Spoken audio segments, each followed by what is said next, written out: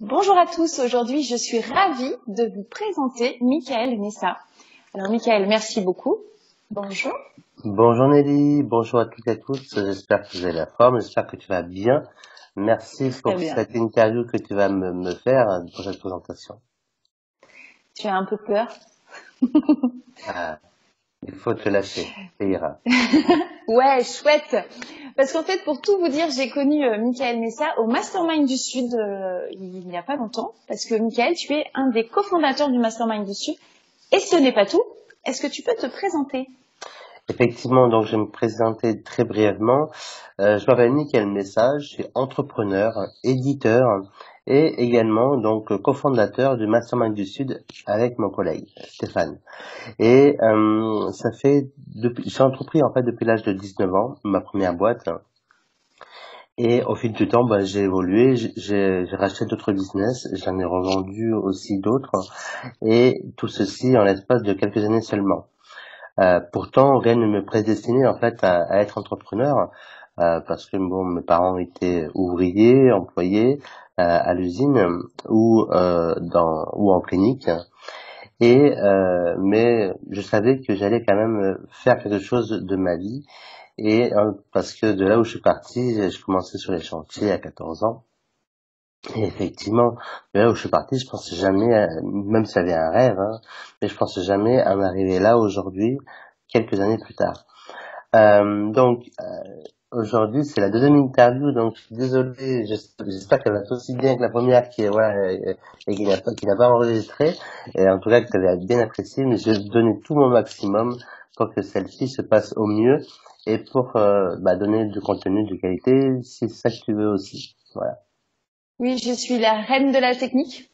Et donc, la première interview n'avait pas le son. Donc là, au moins, il y a le son, c'est beaucoup plus, c'est quand même beaucoup plus pratique. Alors, Michael, lors de ce mastermind, je me suis présentée, j'ai parlé de mon activité donc de coach en orthographe, et on m'a dit, écoute Nelly, si tu veux quelqu'un qui ose parler d'orthographe, va voir Michael, parce que sur une des vidéos qu'il a tournées pour sa chaîne YouTube, Michael a déjà un jour, il y a 3-4 ans, osé parler orthographe. C'est bien ça?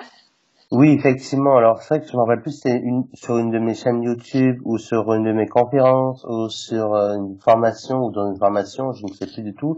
Effectivement, j'en ai parlé parce que étant éditeur et formateur dans le domaine de l'écriture et de la vente de livres, j'ai eu beaucoup de remarques en fait de la part des personnes qui me disaient oui, mais avec des peurs en fait. Voilà.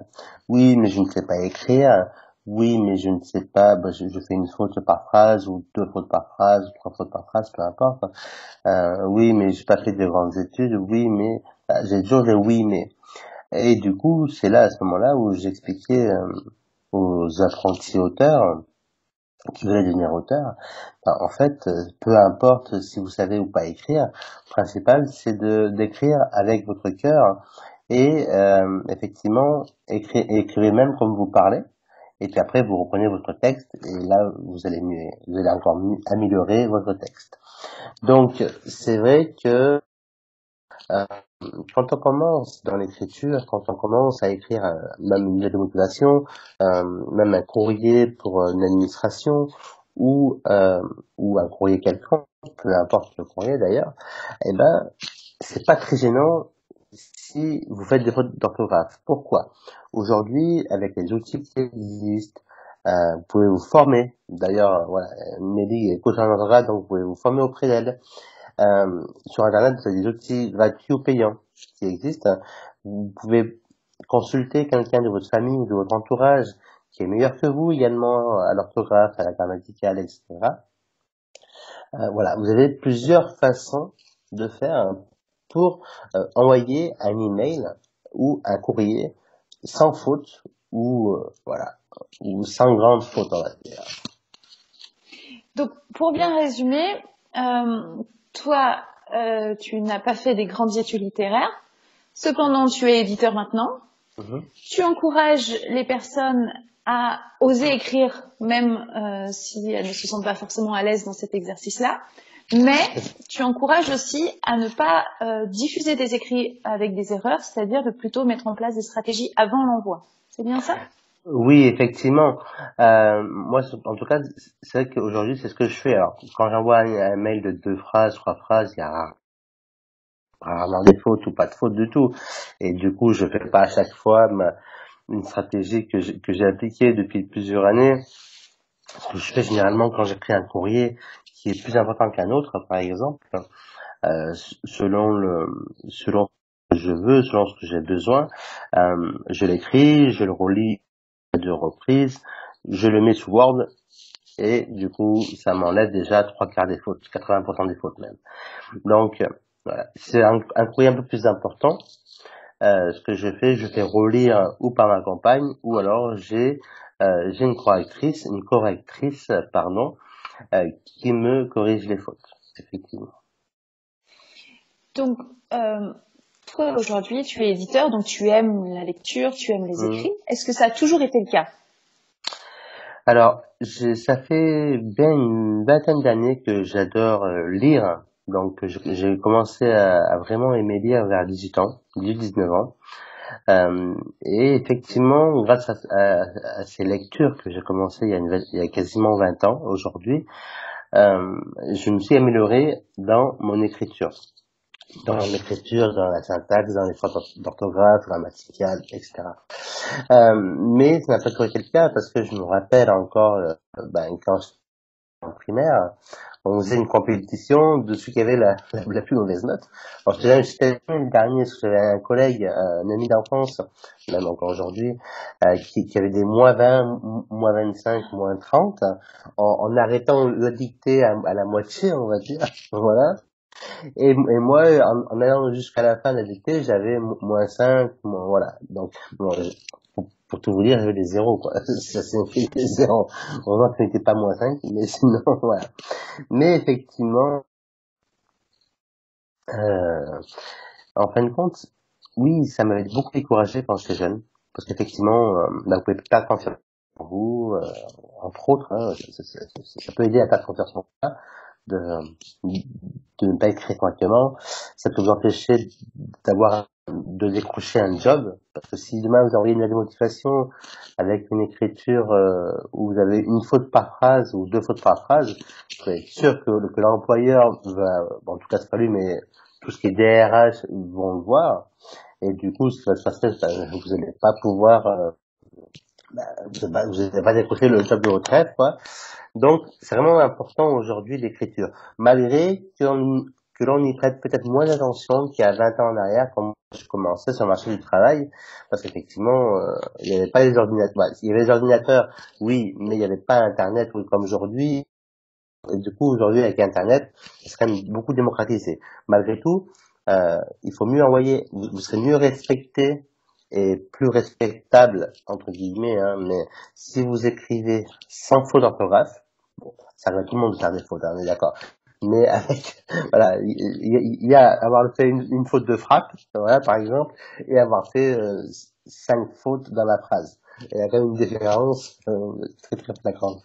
Donc, vraiment en compte, c'est vraiment très important de bien écrire ou d'envoyer un courrier, en tout cas d'envoyer un courrier ou un courriel, hein, ou un email avec pas de faute du tout ou quasiment pas de faute. Ça m'arrive encore d'en faire et j'en fais encore. Même Nelly qui écoute en orthographe, j'en suis sûr que ça lui arrive aussi Bien d'en faire. entendu. Et en fait, ça arrive à 100% des personnes. Généralement, par contre, ces personnes-là ont mis en place des stratégies qui en font beaucoup moins que les autres. Donc, qui en font que 1% de fautes par rapport, voilà, et c'est pour ça qu'ils font partie 1% des personnes qui écrivent correctement. Donc, Nelly fait partie des 1% des personnes, en France en tout cas, qui écrivent correctement. Non, non, moi aussi, il m'arrive de faire des erreurs. Des fois, je vais vite, des fois, je me relis mal, et puis voilà, ça fuite. Voilà, Bon, je corrige le plus vite possible dès que je m'en rends compte. effectivement. Toi, malgré toutes ces stratégies, est-ce qu'il t'est déjà arrivé d'envoyer un écrit avec des erreurs et d'avoir des remarques, du coup, pas Bien très sûr. valorisantes et voilà, Et des tout à personnes fait, pas très indulgents avec? effectivement, parce que en France, la langue de Molière, etc., on doit très bien écrire sans faute d'orthographe. Et en plus, quand vous êtes auteur, éditeur, on vous pardonne encore moins ces fautes-là. Malgré tout, vous êtes un être humain. Donc derrière un clavier, un envoi d'email, il y a un être humain. Et c'est vrai que une fois ou deux, ou plus, un peu plus même, mais quelquefois, quand au tout début, il y a quelques années en arrière, quand j'ai démarré sur Internet, je faisais beaucoup plus de fautes. Aujourd'hui, d'ailleurs, je fais peut-être 2-3 fautes par phrase, comme je disais, voilà, il y a à peine 5-6 ans, peut-être 6-7 ans même. Et du coup, même quand je faisais corriger, il m'arrivait dans les emails envoyés. En fait, j'envoyais l'email non corrigé et l'email corrigé, malheureusement, n'était pas envoyé. Et donc, à plusieurs reprises, en fait, en tout ça et puis les fautes d'inattention, on m'a repris, effectivement. Même si c'est une minorité, mais ce qu'il y a, c'est que même si une minorité vous reprend, vous envoie un mail, en fait, il faut savoir qu'il y a 20 fois plus de personnes qui pensent la même chose. Donc, même si une personne sur 100 qui vous envoie un mail, ou une personne sur 1000 qui vous envoie un mail, pour vous dire, voilà, vous ne devrez pas, vous ne devrez pas faire, vous ne devrez pas être auteur, vous ne devrez pas être formateur, parce que vous faites une faute, voilà, vous faites plein de fautes dans votre email. Mais en fait, même si il n'y en a qu'une seule, vous avez 20 autres personnes qui n'oseront pas vous envoyer d'email de retour, mais qui penseront la même chose. Donc, ça peut aussi, ça peut être négatif pour votre business. Si aujourd'hui vous voulez entreprendre et vous faites des fautes avec vos clients, avec votre fournisseur, c'est un peu différent parce que c'est vous qui payez, donc bon, et ils diront moins de choses. Mais surtout avec vos clients, ouais, ou avec des futurs partenaires, là c'est vraiment l'horreur, quoi, c'est clair. Et du coup, ça peut-être empêcher votre business à se développer, ou ça peut vous empêcher à décrocher le job de votre rêve, ou ça peut empêcher de décrocher le stage que vous avez envie de décrocher.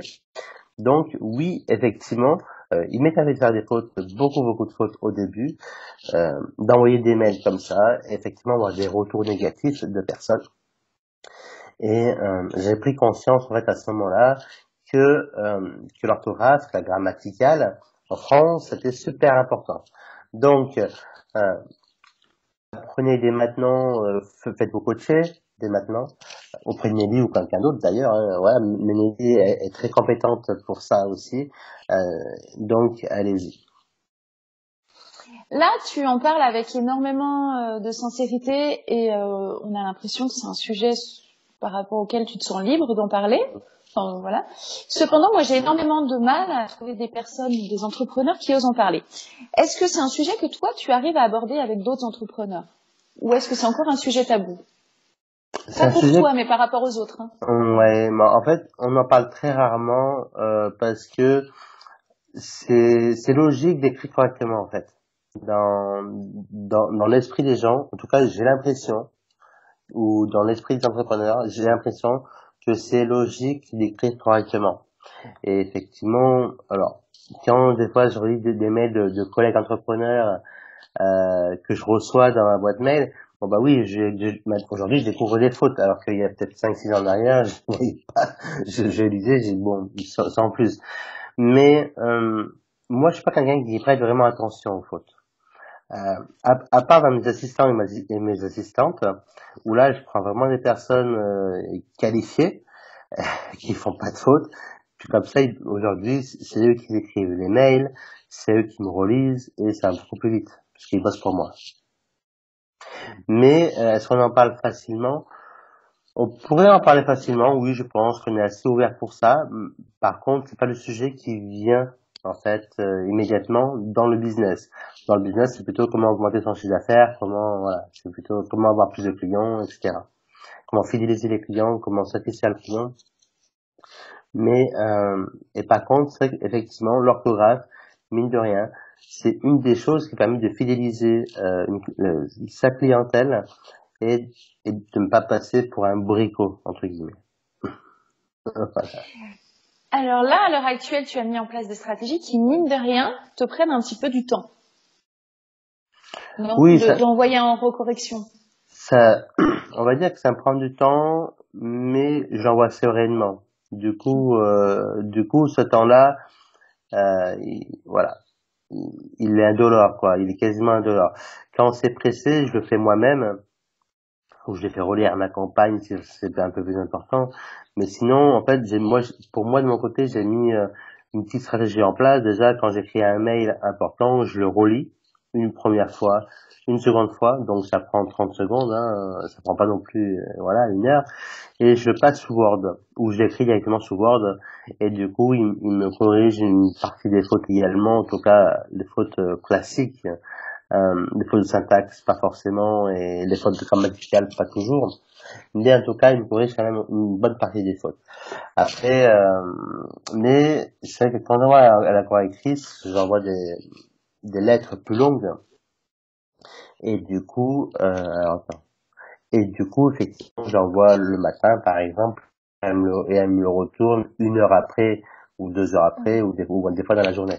Mais je prévois ce délai, de toute façon. Quoi qu'il arrive, je prévois ce délai. Donc, il y a toujours des façons de pallier à des choses, de renforcer ces difficultés, hein, d'accord, c'est apprendre, ça coacher. Et ça coacher, je me suis aperçu dans d'autres sphères de mon activité, ça m'a permis de me faire gagner des fois 6 mois, 1 an, des années même parfois, de travail, rien qu'avec quelques séances de coaching. Voilà. Mais alors, en début de vidéo, tu as dit que je pouvais te poser toutes les questions. Donc j'y vais. Mais alors, pourquoi est-ce que toi, tu n'as pas encore franchi le pas du coaching orthographique? Écoute, quand on en a parlé il y a quelques semaines de ça, quand on s'est vu pour la première fois il y a pas très longtemps, hein, au moment où on fait cette vidéo, euh, j'avais pris connaissance, une personne avant toi, que ça existait. Mais si tu veux, c'est pas très longtemps, que ça fait peut-être moins d'1 an, d'accord, que j'ai su qu'un coach en orthographe existait. Donc, mais je me rappelais plus, en fait. Et puis quand t'es revenu me voir il y a quelques jours en arrière, à l'occasion du Mastermind du Sud, pour me parler de ton projet, ça m'est revenu, mais ah oui, c'est vrai que je ne savais pas, quoi, que ce métier, était en plein développement. Parce que pour moi, c'est vrai, effectivement, aujourd'hui, avec Internet, il y a beaucoup de métiers nouveaux, on va dire. Il y a beaucoup de métiers qui n'existaient pas il y a 20 ans en arrière, et qu'on n'a pas appris à l'école, à les faire. Comme se lancer dans l'entrepreneuriat, comme se lancer dans l'e-commerce, voilà, ou dans le web design. Et ben, coach en orthographe, c'est un réel métier également, comme tu le fais, Nelly.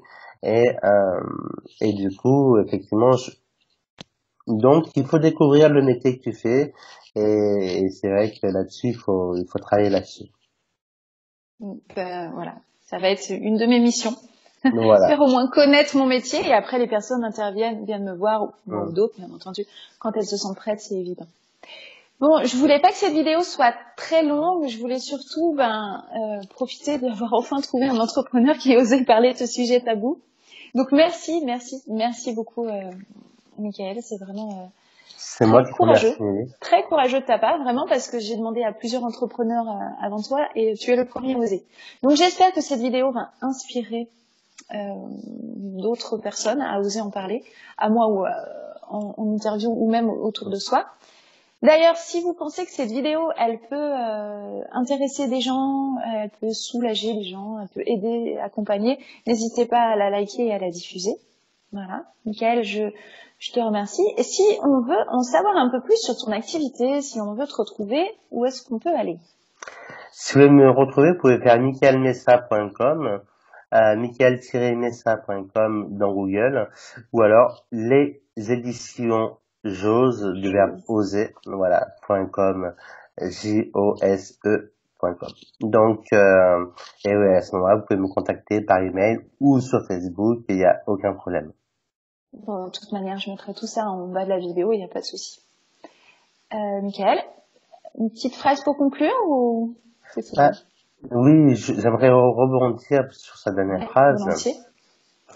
C'est vrai que beaucoup de personnes ont honte en fait d'écrire, d'envoyer des courriers, d'envoyer des mails parce qu'elles font beaucoup de fautes. Et en fait, il faut vraiment dire une chose, c'est que si vous avez honte de ça, c'est normal, hein, au début, c'est tout à fait normal, il y a aucun problème là-dessus. Mais si vous avez honte, malheureusement, de la façon comme que vous écrivez, pardon, eh ben, ce qui va se passer, c'est que vous n'allez jamais vous améliorer. Donc, il faut mieux écrire, relire, corriger par vous-même ou vous faire corriger, et comme ça, il y a que vous allez pouvoir vous améliorer. Et c'est comme ça qu'en quelques années, alors, bien évidemment, si j'avais connu ce métier de coach en orthographe il y a peut-être 4-5 ans en arrière, je sais pas si existait, mais peut-être c'est encore moins connu qu'aujourd'hui. Mais en tout cas, effectivement, j'aurais gagné peut-être, voilà, ça m'a peut-être pris 6 mois, hein, d'accord, à me former, ou peut-être 1 mois à me former, mais au moins, j'aurais gagné 5 ans.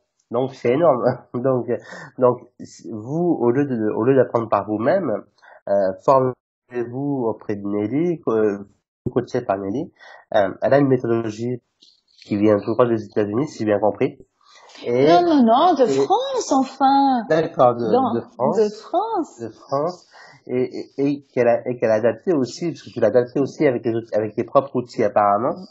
Donc, on fera un test très prochainement, certainement, parce que j'ai envie de découvrir ça, pour encore m'améliorer. Et deuxième chose, donc, première chose, c'est écrire et vous améliorer au fur et à mesure. Et deuxième chose, c'est agir. Parce qu'effectivement, ça rejoint vraiment la première chose, mais c'est important, n'ayez pas peur d'agir, n'ayez pas peur d'envoyer des courriers, voilà, continuez à faire votre vie, quoi. Parce que personne d'autre le fera à votre place, voilà. Et prenez aussi contact auprès de Nelly si vous avez besoin. Donc, si j'ai bien compris, l'éditeur des éditions Jose dit « Attention, l'orthographe, mine de rien, c'est important. Mettez en place des stratégies, mais osez. » C'est bien ça? C'est ça, tout à fait. Et si besoin, faites-vous accompagner. Allez, je le rajoute. Voilà. Bon, et merci beaucoup, Michael. Merci, Nelly. J'espère que cette vidéo va inspirer, soulager et faire du bien à beaucoup de personnes. Merci à vous tous et à vous tous. Bye bye. Ciao, ciao. Bye bye.